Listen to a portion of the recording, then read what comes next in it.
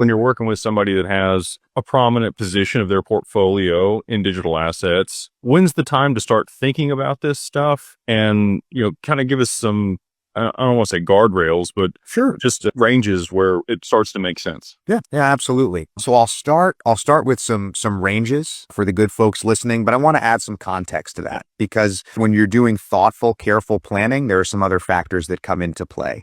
But in terms of ranges, when you can, and this is tricky because we're talking about somebody looking at their wealth and sort of projecting what it might look like in the future, but when you can, reasonably expect that upon, your passing, even if it were to be a little bit premature, that you might be subject to some of this taxation that I just talked about. I mentioned thresholds of 2 million, 5 million. When you look like your worth upon your passing may exceed those amounts, that's when it's time to put the plan in place. Because what happens is when you take these actions, when you push wealth out of your estate, it continues to grow outside of your estate. So that you're nipping it in the bud is a way to think about it, right?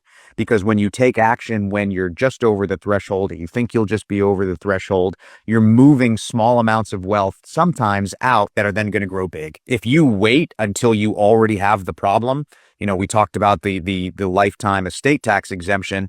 That's mirrored by the lifetime gifting exemption, right? Which makes sense. How much you're allowed to push out during your life is the same as the credit they're going to give you if you pass away. So taking action when you're only using small pieces of that exemption can be hugely beneficial versus, well, now I'm over the exemption and I need to move wealth out. Well, now, you have to get really creative. And creative planning can be expensive, or you get less creative and you pay the tax. And neither of those are desirable scenarios. So you really want to be on your front foot when it comes to planning. And especially in the digital asset space where the potential for appreciation is rapid. We all know that in the digital asset space, it's far from a certainty, but any morning you could wake up and that could happen. So you have to be even more careful and more thoughtful. And it's even more important to think about this planning before that appreciation happens, just because it becomes a lot more difficult. The other